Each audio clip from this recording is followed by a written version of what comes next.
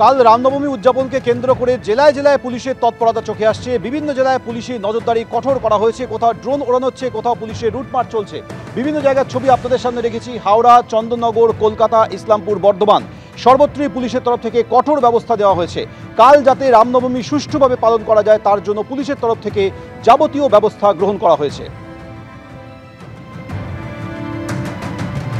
বিভিন্ন জেলায় পুলিশের তরফে কঠোর নজরদারি রাখা হয়েছে। ইসলামপুরে এই মুহূর্তে চলছে পুলিশের রুট মার্চ। সরাসরি ছবিটা তুলে ধরবেন আমাদের প্রতিনিধি সন্দীপ সরকার। সন্দীপ,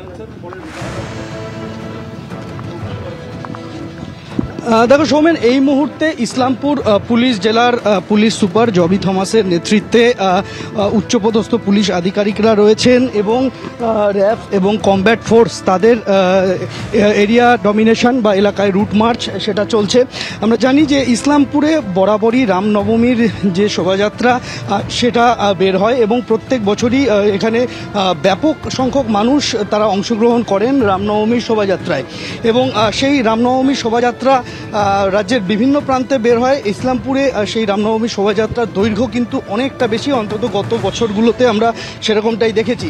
সে জায়গায় দাঁড়িয়ে যাতে কোনো রকম অপ্রীতিকর পরিস্থিতি তৈরি না হয় সেই বিষয়টা সতর্ক নজর রাখছেন পুলিশ কর্তারা এবং সেই কারণেই জেলা পুলিশ আধিকারিকদের নেতৃত্বে এই মুহূর্তে সেই রুট মার্চ চলছে। ইসলামপুর থানা থেকে তারা বের হয়েছেন। ইসলামপুর থানা থেকে বেরিয়ে পায়ে পায়ে যে রুটে এই শোভাযাত্রা যাবে সেই শোভাযাত্রার রুট বরাবর কিন্তু এই মুহূর্তে এখানে পুলিশের আধিকারিকরা, র্যাব এবং কমব্যাট ফোর্স তাদের রুট মার্চ চলছে।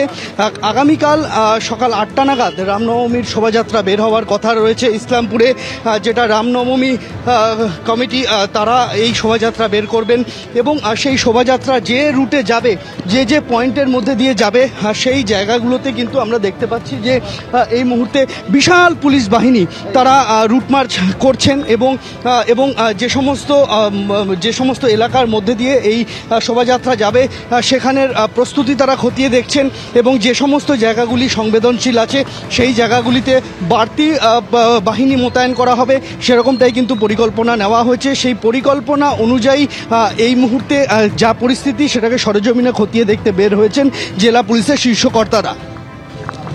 সন্দীপ, তুমি আমাদের সঙ্গে থাকো। এই মুহূর্তে ইসলামপুরের ছবি আপনারা দেখছেন। শুধুমাত্র যে ইসলামপুরের এই ছবি তা নয়, বর্ধমানের পাশাপাশি বিভিন্ন জেলায় একই রকমভাবে জেলা পুলিশের শীর্ষ আধিকারিকরা পথে নেমেছেন। তারা যাবতীয় পরিস্থিতি খুঁটিয়ে দেখছেন।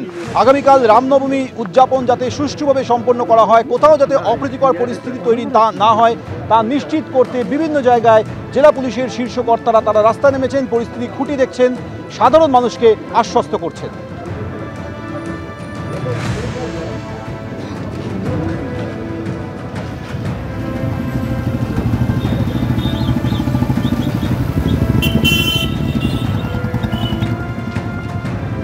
জেলার পাশাপাশি কলকাতাতেও কলকাতা পুলিশের শীর্ষ কর্তারা আজ পরিস্থিতি খতিয়ে দেখেন। কলকাতা পুলিশ কমিশনার মনোজ ভার্মা তিনি নিজে আজ পথে নেমে পরিস্থিতি খতিয়ে দেখলেন।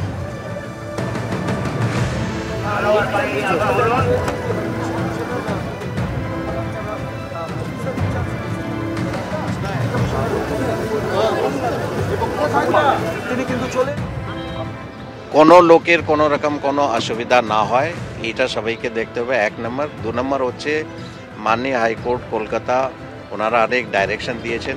গত পরশুদিনও একটা ইম্পর্ট্যান্ট ডাইরেকশন দেওয়া আছে, ওখানে কি কি করা যাবে না সেইগুলো পরিষ্কার করে লেখা আছে। এটা আমরা সবাই যারা ऑर्गेनाइजर्स আছে ওদেরকে বলেছি, सबको हमने ये बता दिया है कि माननीय हाई कोर्ट ने क्या क्या डायरेक्शंस दिए हैं और क्या क्या चीज़ करनी चाहिए, क्या क्या चीज़ कर नहीं सकते हैं, ये सबको बताया है। तो होपफुली যারা অর্গানাইজার্স আছে ওরা এটা বুঝে they will cooperate with police and সবাই যাতে শান্তিপূর্ণভাবে ফেস্টিভ্যাল সেলিব্রেট করতে পারে সেই রকম একটা অ্যাটমসফিয়ার तैयारी होगी। आर्म्स নিয়ে हथियार लेकर जो है किस तरह का क्या किया जा सकता है या नहीं किया जा सकता है এটা মাননীয় হাইকোর্ট ক্লিয়ারলি পরিষ্কার বলেছেন। এর উপর আমি কিছু বলতে চাইব না।